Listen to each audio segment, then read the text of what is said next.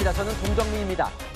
조국 혁신당 대표의 정치적 운명이 걸린 대법원 최종심 판결 선고일이 정해졌습니다.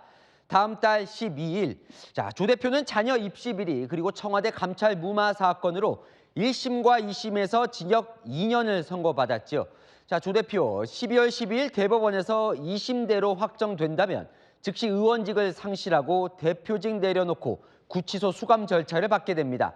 물론 대법원에서 파기환송 결과가 나오면 다시 한번 회생의 기회가 생깁니다. 남영주 기자입니다.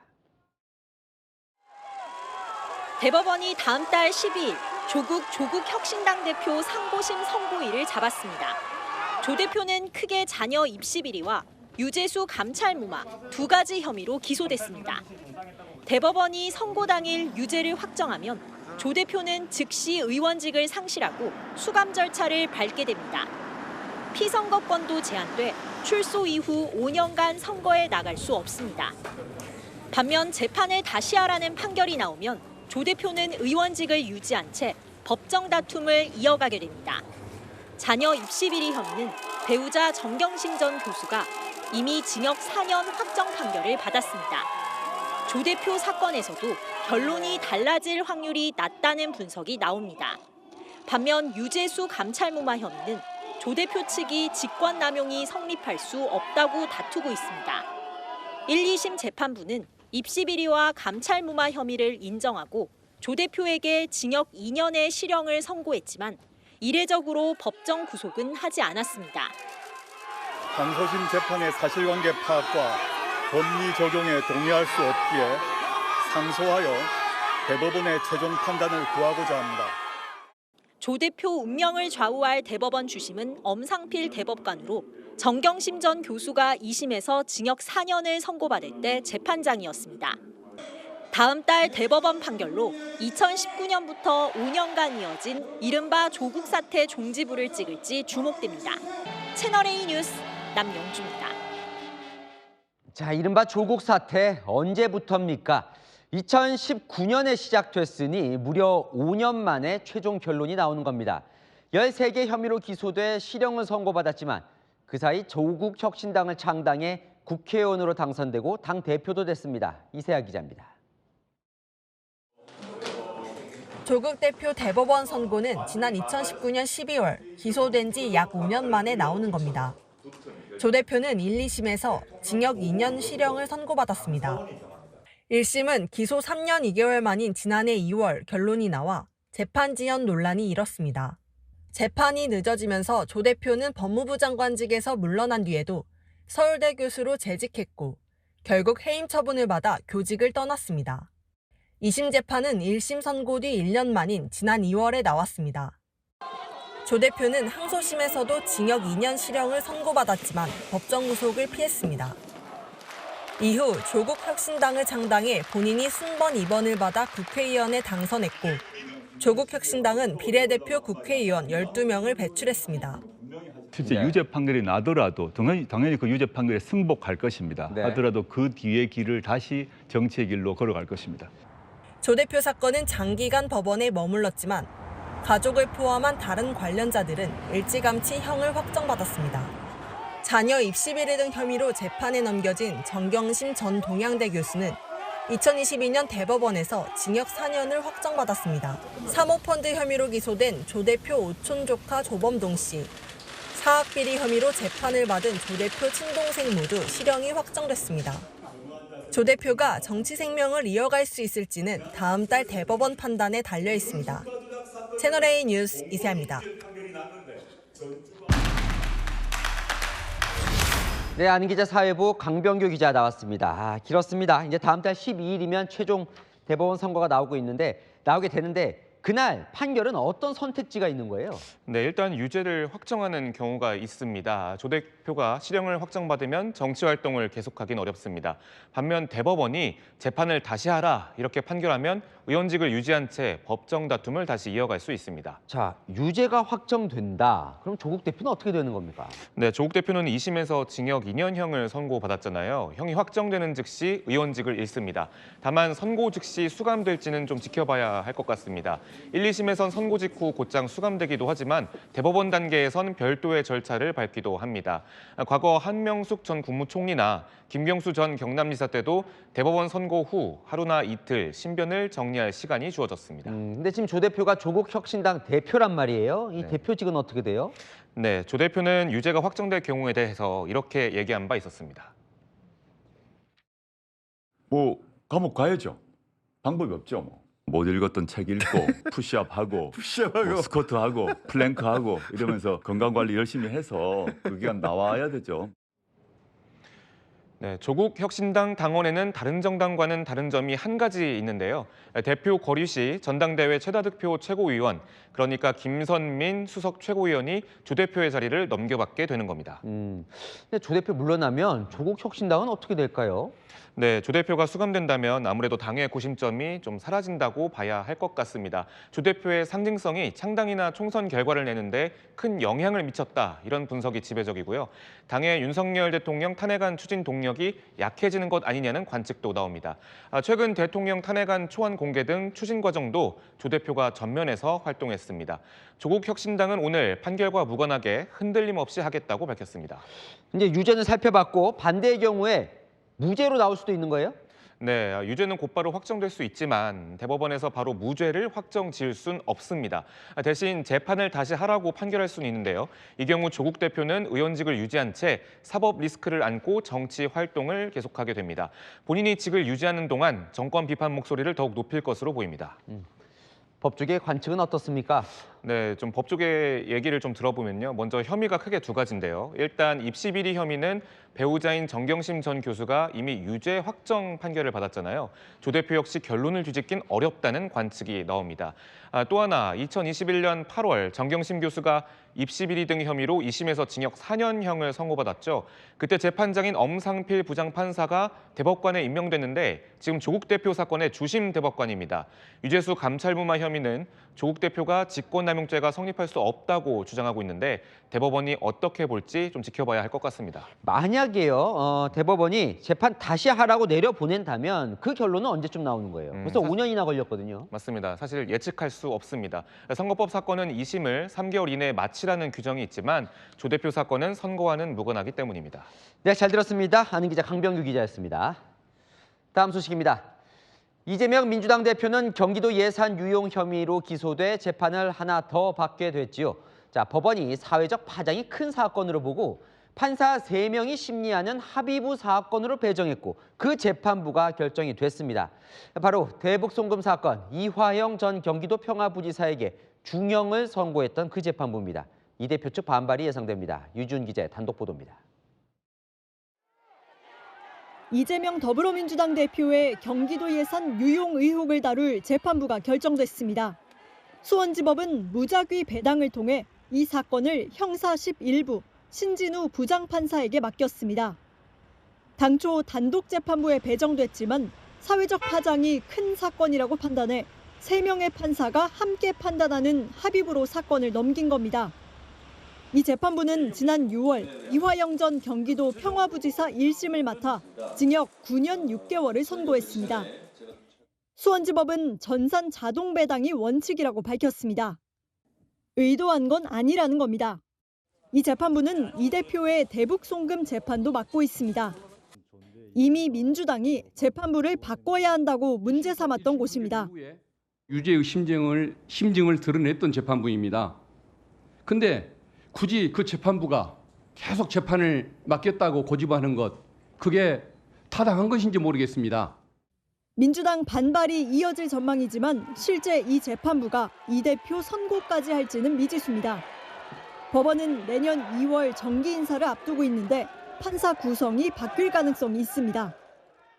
경기도 예산 유용 의혹까지 재판부가 정해지면서 이 대표는 본격적으로 5개의 재판을 받게 됐습니다. 위증교사 혐의 1심 선고는 다음 주 월요일 이곳 서울중앙지법에서 열립니다. 채널A 뉴스 유주은입니다. 자, 이재명 대표의 공직선거법 재판 1심에서 징역 1년 집행유예 2년을 선고받았고 항소를 했죠. 오늘 검찰도 항소했습니다. 고 김문기 씨를 모른다는 발언이 무죄라는 1심 판단 승복할 수 없다는 겁니다. 서창우 기자입니다. 공직선거법 위반 혐의로 징역 1년에 집행유예 2년을 선고받은 이재명 더불어민주당 대표. 검찰이 오늘 선고 결과에 불복해 서울중앙지법에 항소장을 냈습니다. 검찰이 징역 2년을 선고해달라고 재판부에 요청했던 만큼 선고된 형량이 낮다는 게 이유입니다. 특히 검찰은 김문기 전 성남도시개발공사 처장을 모른다는 이 대표 발언을 재판부가 무죄로 본 것에 대해 다시 판단받겠다는 입장입니다. 앞서 재판부는 이 대표가 개인적인 친분까지 부인한 것으로 볼 수 없고 공직선거법상 처벌 대상도 아니라고 했습니다. 하지만 검찰은 발언이 허위인데다 단순히 김 씨와의 관계를 떠나 대장동 의혹과 자신을 단절시키려는 의도로 발언한 것으로 보고 있습니다. 시장할 때는 이 사람의 존재를 몰랐다. 하위직 실무자인데 같이 갔으면 그 사람이 얼굴이야 제가 봤겠지만 그 사람이 이 사람인지를 여러분은 어떻게 압니까? 이 대표도 어제 1심 판결에 불복해 항소했습니다. 민주당 검찰 독재 대책위원회는 재판부가 중요한 증거와 사실에 관한 판단을 하지 않았다며 향후 재판에서 잘못된 판결을 바로 잡아달라고 말했습니다. 채널A 뉴스 서창호입니다. 자, 이재명 대표 위증교사 1심 재판도 사흘 앞으로 다가왔습니다. 오늘 이 대표 사법부 판사 띄우기에 나섰습니다. 본인의 구속영장을 기각했던 판사를 언급하며 자신의 제자리를 찾아준 건 사법부라고 신뢰를 드러냈습니다. 백승현 기자입니다.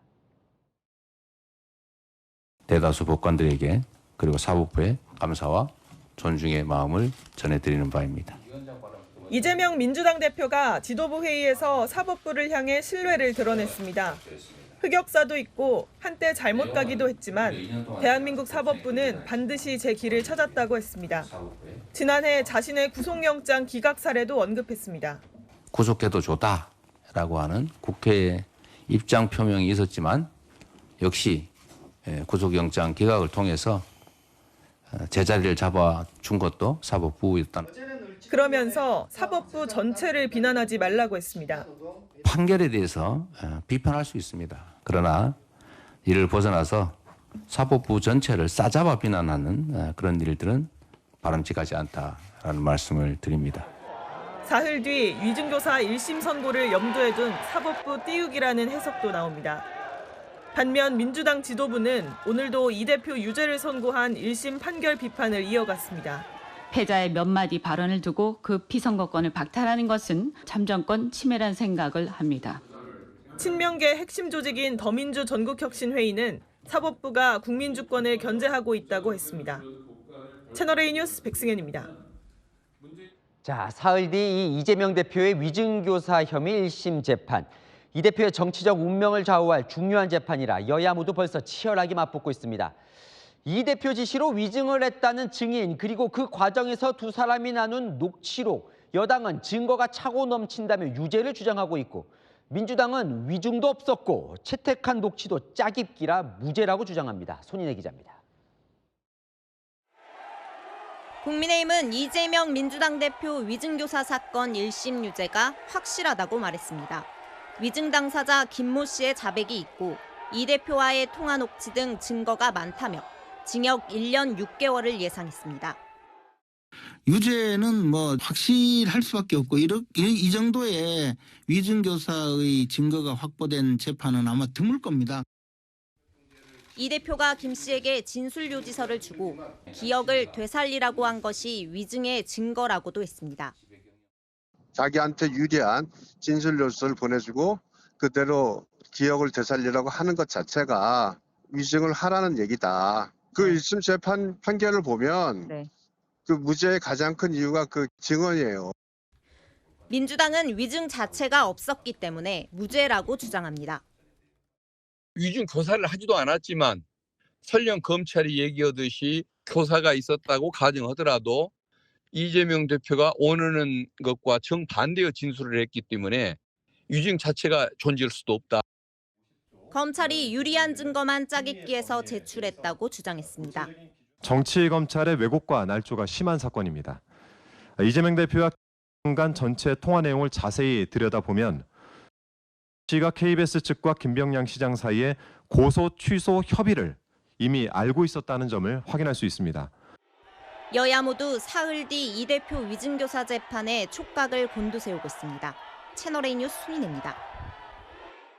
민주당은 다음 주로 예상되는 김건희 여사 특검법 재표결을 앞두고 1,000만 서명을 받고 있는데요. 저희 채널의 취재 결과 현재까지 받은 서명은 약 100만 명, 목표치의 10% 정도인 것으로 확인됐습니다.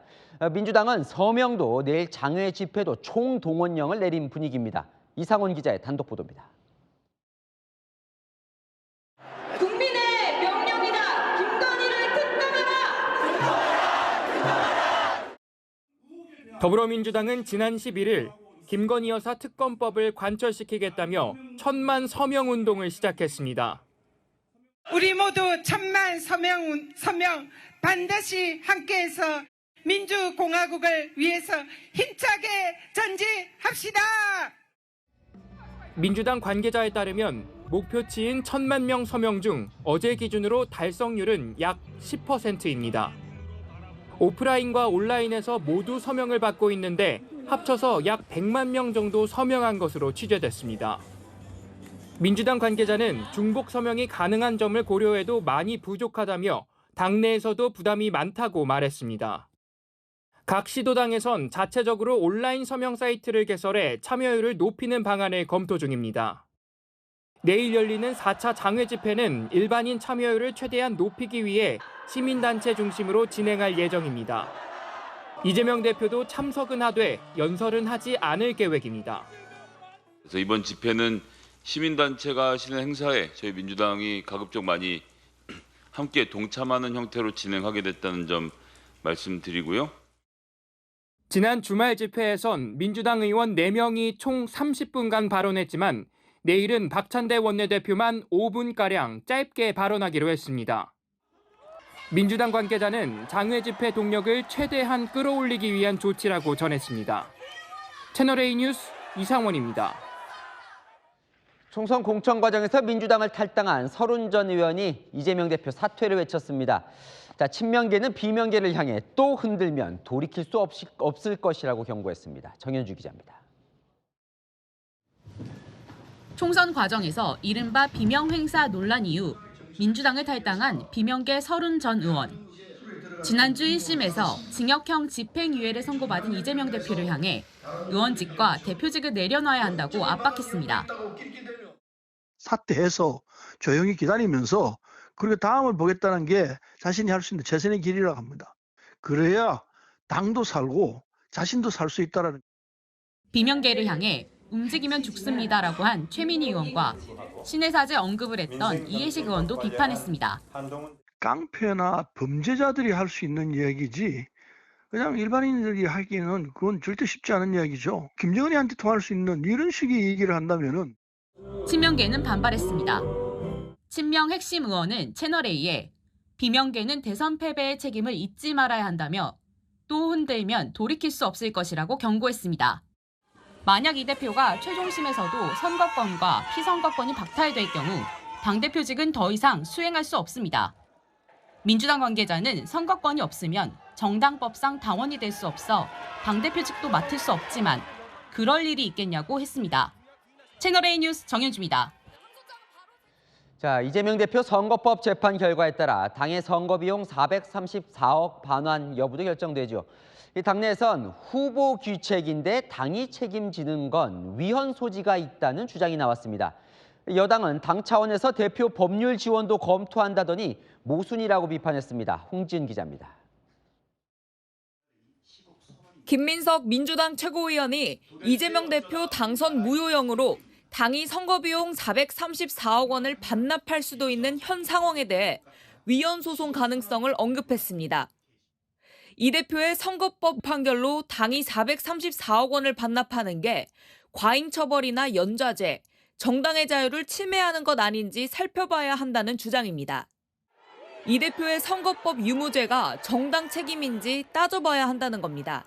저는 그거는 사실 위헌성이 좀 있다고 봐요. 그게 본인이 토하는 게 아니라 이제 이게 당이고 그다음에 이게 과연 그렇게 할 만한 일이냐.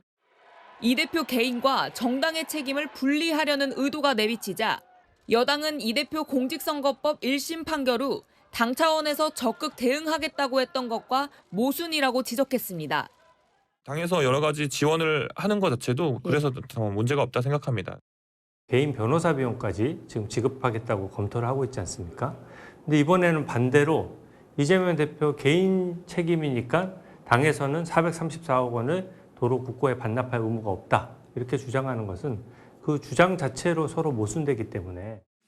국민의힘은 선거비용 반환을 피하거나 방해할 경우 처벌하는 면탈죄를 신설하겠다고 했습니다. 채널A 뉴스 홍지은입니다. 대통령이 순방에서 돌아오면서 대통령실은 인적 쇄신에 박차를 가하는 모습입니다. 현재로선 대통령실 인사를 먼저 한 뒤에 개각이 이뤄질 가능성이 높은데요. 대통령실 비서실장과 국무총리 동시 교체 가능성도 배제할 수는 없습니다. 쇄신 규모는 꽤 폭이 클 전망입니다. 최승현 기자입니다. 순방을 마친 윤석열 대통령이 인적 쇄신 작업에 본격 착수했습니다. 대통령실 인사와 내각 인사 작업이 동시에 진행 중인데 발표 시점은 대통령실이 먼저 이뤄질 가능성이 큽니다. 여권 관계자는 인사풀 리스트 작업은 거의 된 걸로 안다며 장관의 경우 인사청문회를 거쳐야 하기 때문에 검증 작업 중이라고 전했습니다. 적절한 시기에 인사를 통한 쇄신의 면모를 보여드리기 위해서 벌써부터 어떤 인재 풀에 대한 물색과 또 검증과 이런 것에 들어가 있다는 말씀은 드리겠습니다. 대통령 비서실장의 경우 유임과 교체 가능성이 모두 열려 있는 것으로 전해집니다. 전반적으로 정책 라인은 2대, 정무와 홍보 라인의 교체 가능성이 높다는 게 내부 기류입니다. 중폭 이상의 개각이 예상되는 내각의 경우 한덕수 국무총리 후임 인선도 진행 중인 것으로 전해집니다. 국회 동의를 받아야 하는 만큼 야당 인사들과 교류가 있는 이철우 경북지사, 홍준표 대구시장, 주호영 국회 부의장 등이 거론됩니다. 임명된 지 2년이 넘은 조규홍, 이상민, 이주호 장관 등 장수장관 외에 업무 성과가 낮은 장관까지 교체폭은 더 커질 것이란 관측이 제기됩니다. 9개월째 공석인 여가부 장관 자리엔 전주회 전 의원, 신영숙 여가부 차관 등이 거론됩니다. 채널A 뉴스 최승현입니다. 이른바 김건희 여사 라인으로 지목됐었던 강모 선임 행정관이 사의를 표했습니다. 강훈 전 비서관에 이어 여사 라인으로 지목된 인사 중 2번째 정리가 된 셈인데요.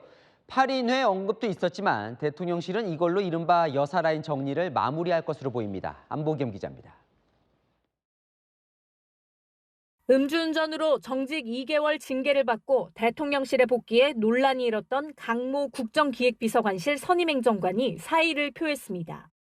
강 선임행정관은 지금이 그만둬야 할 때라고 판단이 서서 사직했을 뿐이라며 가장 자유대한민국을 걱정하고 사랑하는 분은 대통령이라는 입장을 밝혔습니다.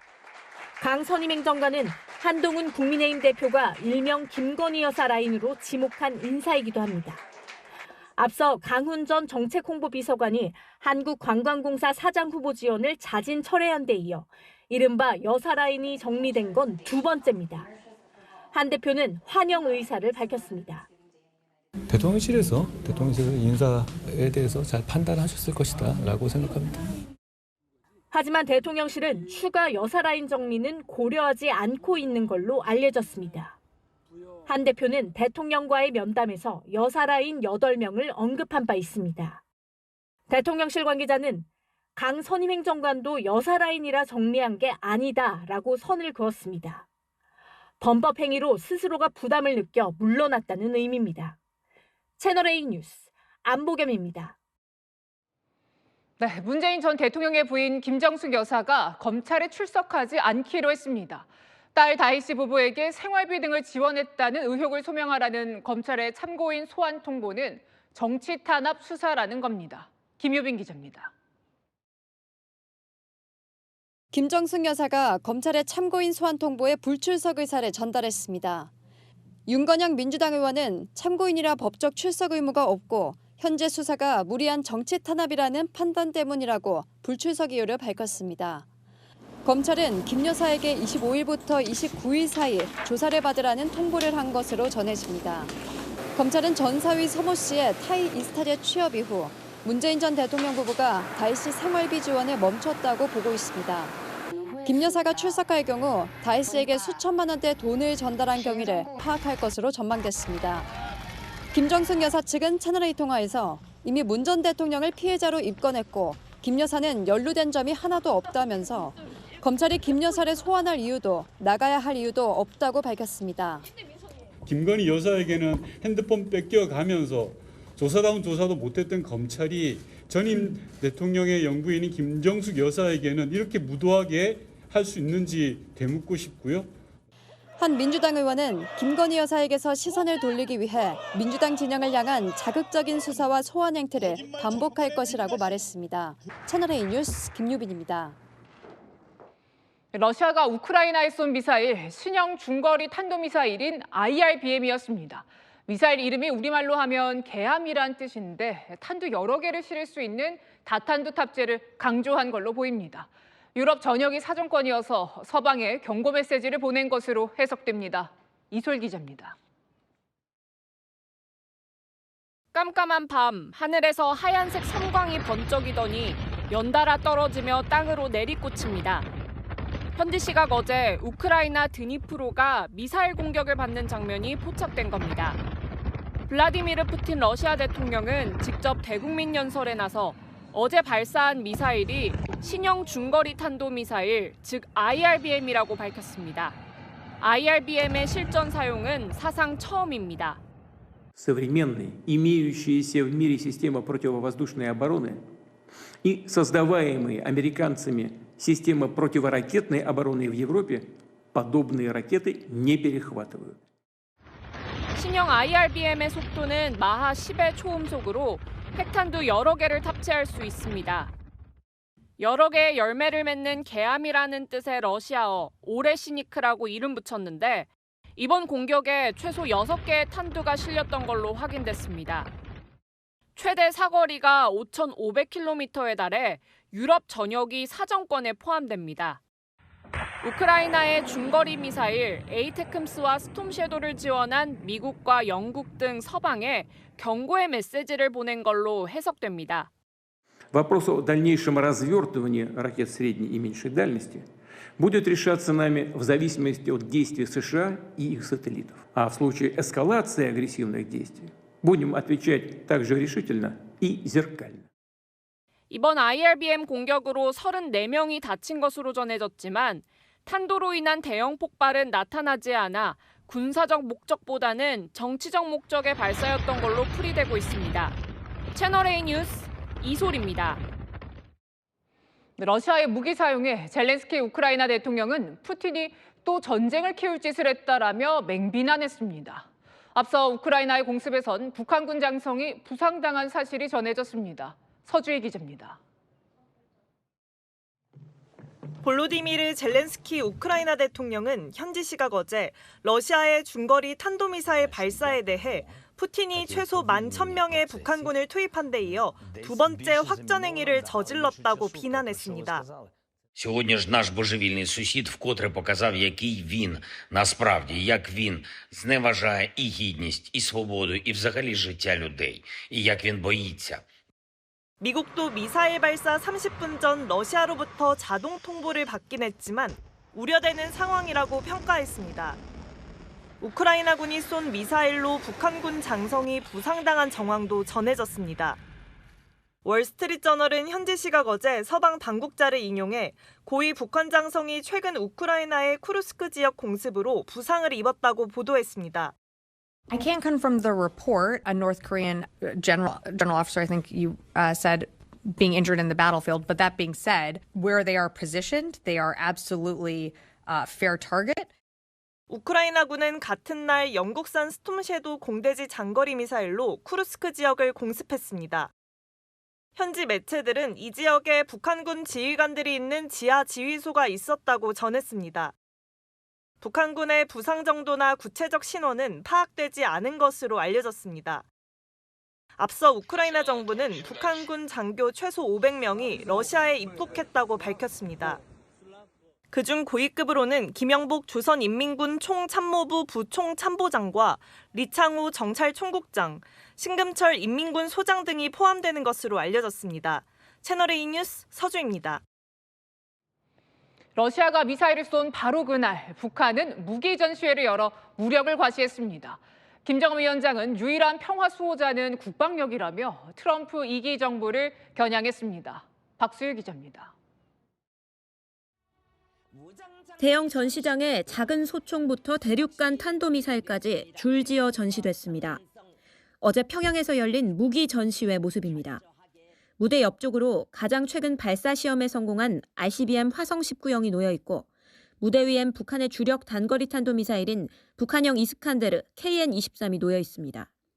KN-23과 함께 러시아에 지원된 240mm 방사포며 자폭 드론도 보입니다. 러시아가 우크라이나를 향해 중거리 탄도미사일 IRBM을 쏜 날 북한은 국방력을 과시했습니다. 전략무기, 전술무기들을 기본으로 하여 우리 국방과학기술 집단의 최신 창조물들이 집결됐습니다. 김정은 북한 국무위원장은 개막 연설에서 미국과의 협상을 언급했습니다. 미국과 협상으로 갈 수 있는 곳은 다 보았다며 그 결과가 침략적이고 적대적인 정책으로 돌아왔다고 말했습니다. 그러면서 국방력만이 유일한 평화 수호라고 강조했습니다. 도널드 트럼프 미국 대통령 당선인을 향한 메시지로 해석됩니다. 지난번에는 비핵화를 일방적으로 종용당하는 비대칭적인 구도였다면 지금은 서로 대등하게 핵 군비 통제를 할 수 있도록 그 구도를 제시했다. 대북 정책을 수립하고 있을 트럼프 측에 비핵화 협상은 없다는 점을 강조한 것으로 풀이됩니다. 채널A 뉴스 박수희입니다. 파격 인사를 이어가던 트럼프 2기 행정부에서 첫 낙마가 나왔습니다. 미성년자 성매수 논란이 나온 맷 게이츠 미국 법무장관 지명자가 결국 사퇴했는데요. 사퇴 6시간 만에 트럼프는 새 충성파 인사를 지명했습니다. 워싱턴에서 최주현 특파원입니다. 트럼프 행정부 2기 맷 게이츠 법무장관 후보자가 지명 8일 만에 스스로 사퇴했습니다. 게이츠는 현지 시각 어제 자신의 인준이 트럼프 정권에 방해가 되고 있다며 사의를 밝혔습니다. 게이츠는 과거 미성년자 성매수 의혹과 마약 남용 의혹 등이 불거져 논란의 대상이 됐습니다. 그는 전날까지도 상원의 지지를 호소하며 자신감을 내비쳤지만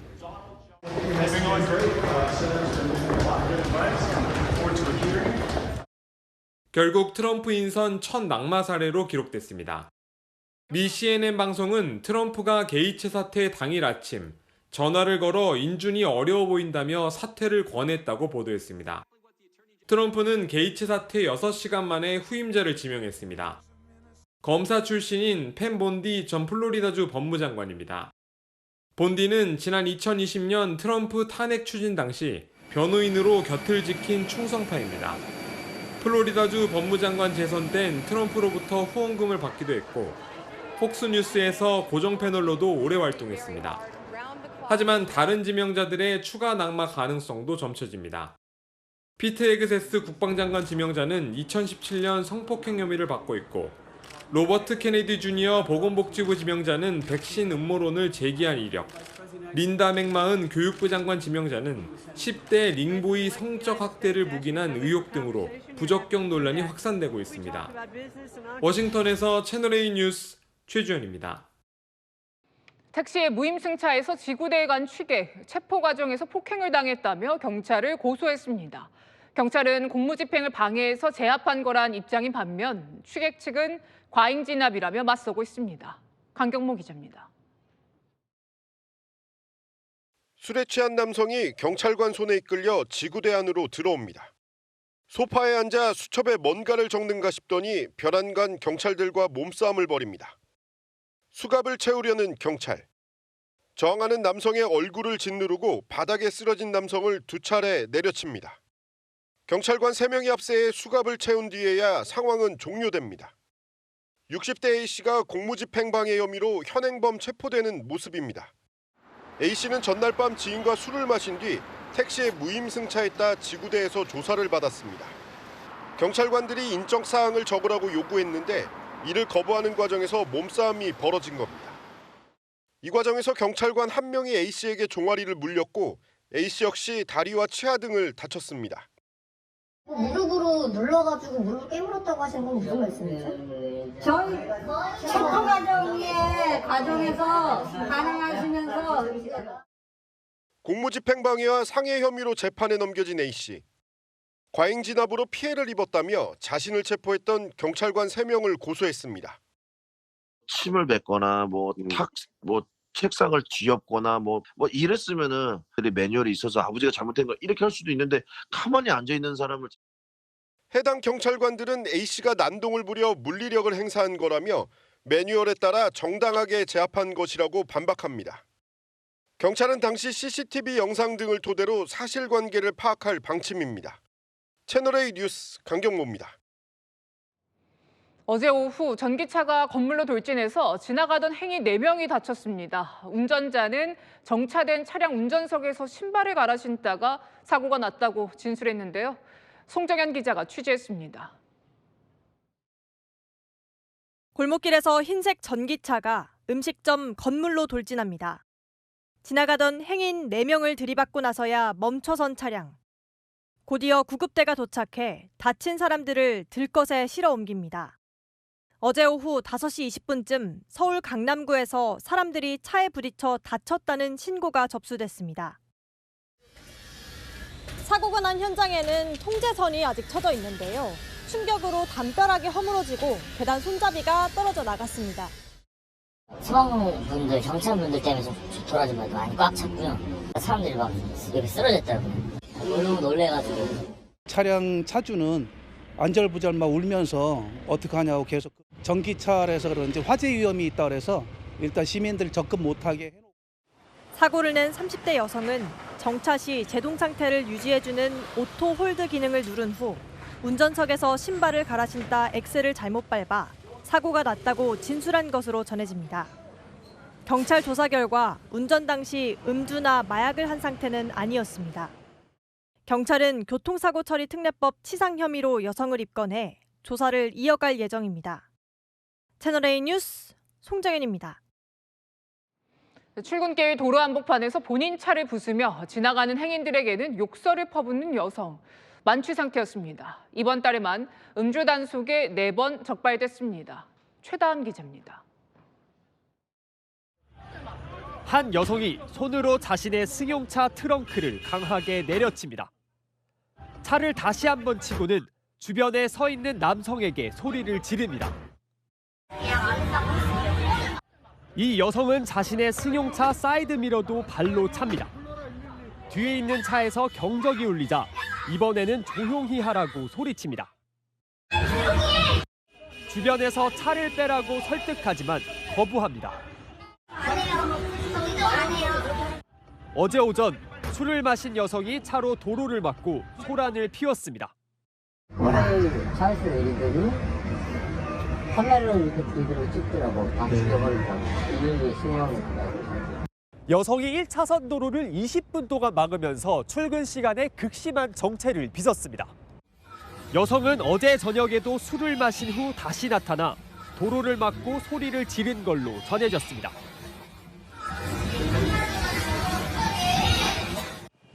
여성은 음주운전 혐의로 입건됐는데 음주 측정 결과 면허 취소 수준이었습니다. 여성은 경찰 조사에서 혐의를 인정했고 자신이 심리적으로 불안한 상태라고 진술했습니다. 경찰은 이번 달에만 4차례 음주 단속에 적발되는 등 재범 위험성이 높다며 여성에 대해 구속영장을 신청했습니다. 채널A 뉴스 최다함입니다. 네, 잔디 때문에 국제적 망신까지 샀던 서울 월드컵 경기장. 앞으로는 잔디를 보호하기 위해서 7, 8월엔 콘서트 같은 행사를 열지 않기로 했는데요. 지난 6년간 여름에는 대관해준 사례가 거의 없어서 눈 가리고 아웅한다는 비판이 나옵니다. 김민환 기자의 단독 보도입니다. 지난 9월 경기장 모습입니다. 군데군데 잔디가 벗겨져 하얗게 흙이 드러나고 움푹 파이기도 했습니다. 폭염 때문입니다. 경기장 사정이 진짜 조금 열악해서 너무 안 좋아서 퀄리티 있는 어떤 마무리가 잘 나오지 않은 부분에 있는 것 같아요. 이후 콘서트 개최 등 재차 잔디 훼손 논란이 불거지자 서울시설공단이 대책으로 더위가 절정인 7월과 8월에 문화행사 대관을 제한하기로 방침을 정했습니다. 경기장에 사용된 잔디는 고온다습한 환경에 취약한 종입니다. 골프장에서도 동일한 종의 잔디가 마르거나 타버리기도 했습니다.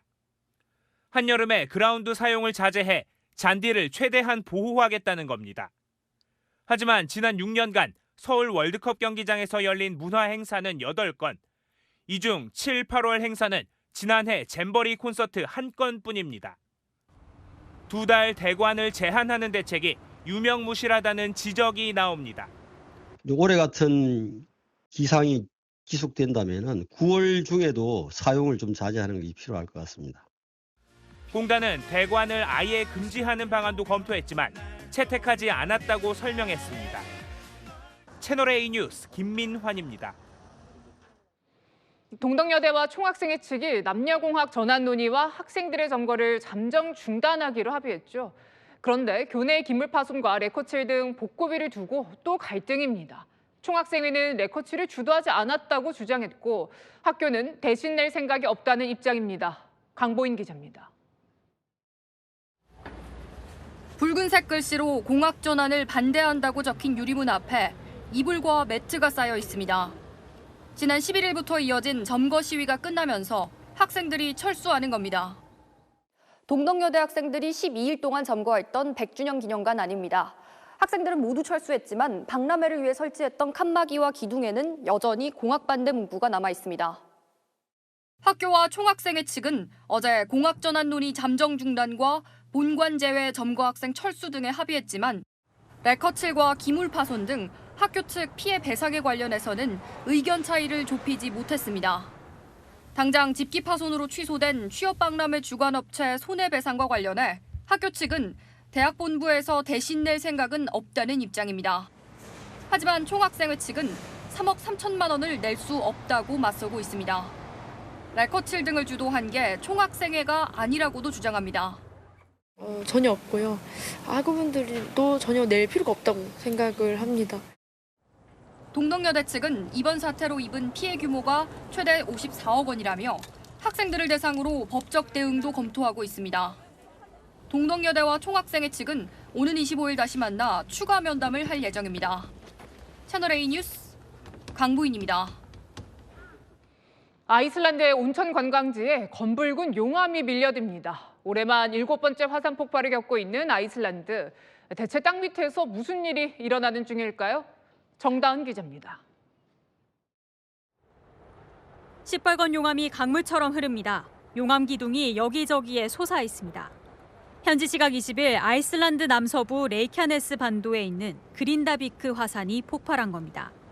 이번 화산 폭발로 용암이 흘러나와 인근 유명 관광지 블루라군 온천단지까지 덮쳤습니다. 인근 주민 50여 가구와 관광객들은 재난경보에 따라 미리 대피한 것으로 알려졌습니다. The heat from the lava has simply melted or affected the lines, and now there's no electricity in Grindavik. 현지 당국에 따르면 화산 인근 도로는 임시 폐쇄됐지만 아직 화산이 항공기 운항엔 영향을 주지 않고 있습니다. 아이슬란드에선 평균적으로 5년에 한 번씩 화산이 분화하는데 1년 사이 벌써 7번째 화산 활동이 일어났습니다. 현지 연구기관은 지구온난화가 화산을 짓누르던 빙하를 녹이고 있어 화산 활동이 활발해진 것으로 분석하고 있습니다. 태국에서 열린 한 공연에 수천 명이 모였습니다. 공연이 한창인데 갑자기 무대 구조물이 관중들 쪽으로 쓰러집니다. 돌풍으로 대형 스피커를 받치고 있던 구조물이 무너진 겁니다. 구급대원들이 출동해 깔린 관중들을 구조했고 5명이 다친 것으로 알려졌습니다. 부상자들은 병원으로 옮겨져 치료를 받았고 다행히 생명엔 지장이 없는 것으로 알려졌습니다. 채널A 뉴스 정다은입니다. 김장철이 돌아왔습니다. 신선한 재료가 가장 중요하겠지만 손맛도 버금가죠. 마침 오늘은 김치의 날인데요. 풍미도 잡고 식감도 잡는 김장 비법과 어떻게 하면 오래 즐길 수 있는지 권갑구 기자가 알아봤습니다. 파와 양파, 알타리무 손질이 한창입니다. 다른 쪽에선 절인 배추에 양념장을 버무리고 있습니다. 김치의 날을 맞아 김장 체험 행사가 열린 겁니다. 이 자리에선 김치를 맛있게 담그는 방법도 공개했습니다. 양념은 간이 잘 배지 않는 배추 뿌리 부분에 발라 스며들도록 하는 게 하나의 비법입니다. 우리 손에 열이 있어요. 그러니까 얘가 차가운 거거든요. 그러니까 드시면 윗머리만. 손으로 많이 문지르면 배추 숨이 죽어 김치의 아삭함이 사라지기 때문입니다. 이렇게 맛있게 담근 김치 오랫동안 아삭하게 먹고 싶어지는데요. 김치 맛을 좌우하는 중요한 요소 중 하나가 바로 잘 보관하는 겁니다. 김치통에 넣을 때는 양념된 배추는 한번 쭉 짜서 공기를 빼주는 게 중요하다고 강조합니다. 국물 윗부분에 김치 표면과 공기가 접촉되면 효모가 생기기 쉽습니다. 배추 겉잎이나 비닐로 덮어두는 것도 숨은 꿀팁입니다. 김치가 물러지지 않도록 할 수 있는 데다 군내가 나는 걸 방지할 수 있습니다. 김치 냉장고를 이용한다면 김치 종류별로 보관 온도도 달리해야 합니다. 수분이 많은 물김치는 냉기가 약하게, 일반 김치는 중간 정도로, 짠 양념이나 묵은지는 강한 냉기 속에 보관해야 아삭함이 오래 유지됩니다. 김치 냉장고 관리도 중요한데 성해가 생기면 잠시 냉장고를 끈 뒤 닦아주면 됩니다. 채널A 뉴스 권갑구입니다. 이 비트코인은 대체 어디까지 치솟을까요? 개당 1억 4천만 원을 코앞에 두고 있습니다. 이 글로벌 투자업계에선 2억 8천만 원까지 간다는 전망도 나왔는데 이 단기 급등에 경고 목소리도 나옵니다. 안건우 기자입니다. 비트코인이 장중 개당 1억 3,800만 원 선을 뚫고 또 최고가를 경신했습니다. 가상자산 업계가 예상한 10만 달러, 1억 4천만 원이 눈앞입니다. 예전에는 좀 이게 허상인가 뭐 이런 생각도 했지만 기관들이 직접 참여하고 상품을 발행하는 걸 보고 비트코인은 계속 가져갈 예정입니다. 이달 초만 해도 7만 달러 미치였던 비트코인은 친 비트코인을 선언한 트럼프 승리에 40% 넘게 상승했습니다. 최근 비트코인 현물 ETF가 상장된 데다 트럼프 정권 인수팀이 백악관의 가상화폐 전담직 신설을 검토한다는 소식이 상승을 이끈 것으로 분석됩니다. 트럼프 대통령 당선이랑 공화당이 상하원을 장악하면서 가상자산 시장의 어떤 제도적 수혜에 대한 기대감이 커진 상황입니다.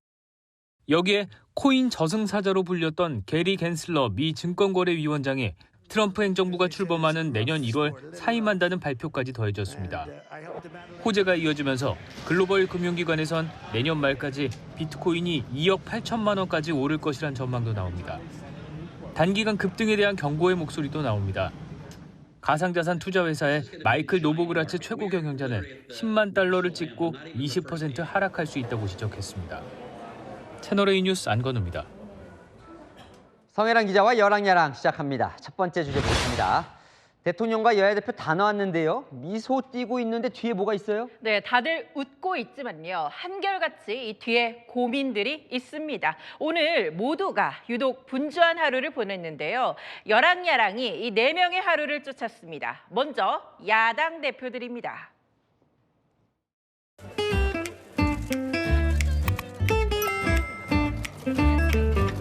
맛있게 드세요.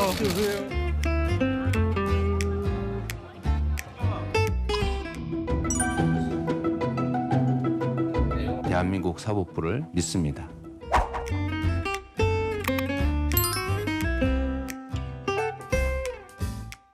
뭘로 하시겠습니까?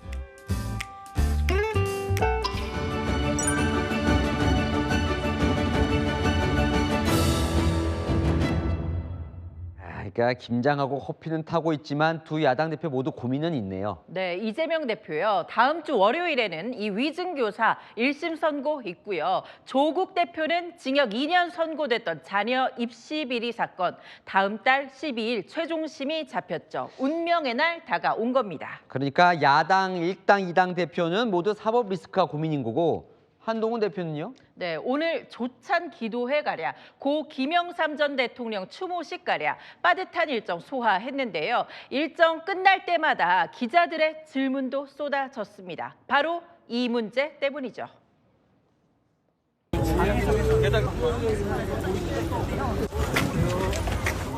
법적 조치 기다리는 거 말고는 더 이상 대응 안 하실 생각이지 뭔지. 그 이슈는 어제 제가 충분히 말씀드렸고요. 그걸로 네, 윤석열 대통령도 고민이 있죠. 네, 오늘 귀국 뒤 2년 만에 국가 조찬 기도회에 참석했는데요. 공식석상의 모습 드러낸 거죠. 2년 전엔 김건희 여사와 함께 온 것과 다르게 오늘은 혼자였습니다.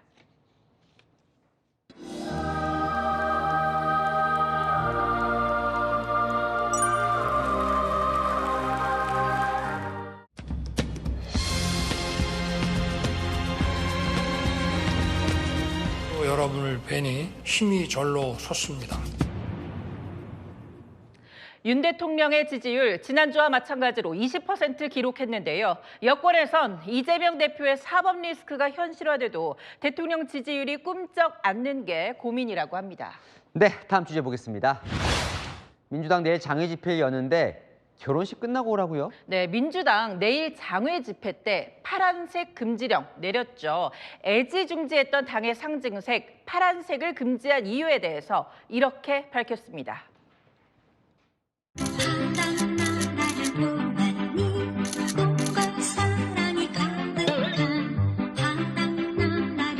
토요일 결혼식장에 갔다가 오시는 분들도 있고 하잖아요. 그럼 별도로 파란 옷을 준비를 해야 되는 부담감이 있고 날씨가 추워지고 하니까 사실 파란 옷이 맞는 게 별로 없어요. 롱패드를 입어야 되는 시점이고.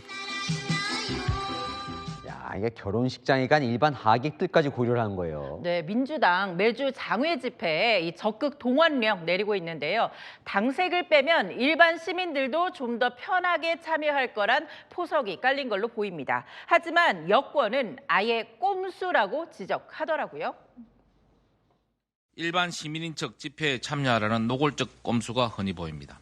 시민들의 집회 참여가 저조하니 민주당 당원들도 일반 시민으로 위장해보겠다는 것으로 보입니다.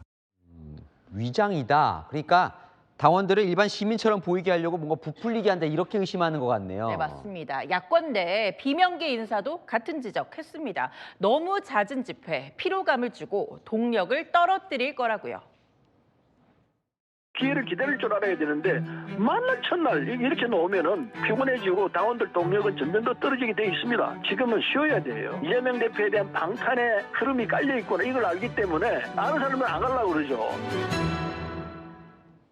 파란색도 벗어버린 민주당의 전략 과연 통할 수 있을까요? 네, 지금까지 여랑야랑이었습니다. 네, 조병규 우리은행장이 교체됩니다. 전임 회장의 친인척 부당대출건에 연루돼 피의자로 입건된 이상 연임은 어렵다는 건데요. 임종영 회장도 책임을 비켜가기 어렵다는 전망이 나옵니다. 장호림 기자입니다.